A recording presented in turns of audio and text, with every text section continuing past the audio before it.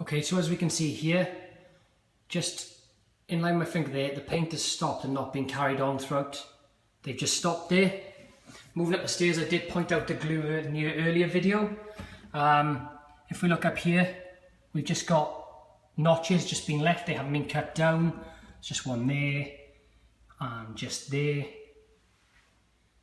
Similarly, you've got one there. Just a couple of notches, nothing major really. But again, it is a bit silly. So moving into the master bedroom, again, there's nothing major in here, looks pretty decent. Bathroom, my own suite, again, no major issues. Did have a small leak on the shower, but that was resolved pretty quickly, in all fairness. Upstairs cupboard, not boxed in, but I can do that, it's not a major issue. Moving into the bathroom, we're fine in here. I've just had a leak all the way through, the bath wasn't connected properly. You can see from the floor still a little bit damp, just running from there, the leak come right across here, so this was all full of water. That was repaired yesterday. They did take the side of the bath off and they were nice enough to replace the side of the bath and leave the old silicone on, which has left me with a lovely finish, which they need to replace. Okay, so a couple of things I've had to bring into the house. I've got nowhere else to store them, even though I can't move in yet. I just left here. In this spare room, again, not a bad finish in this room. What I do have, as you can see here, that's not shadow, that's damp. Now that's coming through the centre of the house, so it would have to be coming through the roof or something. That needs to be brought up with them as well. Now this is lovely. Moving into this bedroom, they put the pipework in the wrong place in the walls, leading them to have to cut out these roughly 6 to 8 inch holes all the way up the middle of the room to relay the pipework.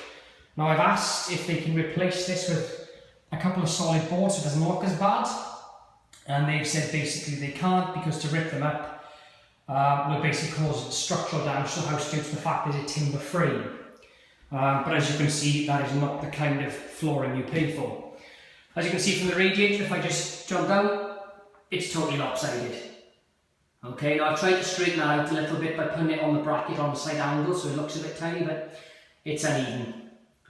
Okay, so there's no major really issues upstairs, but obviously you can see the structural damage on the outside of the house is quite severe.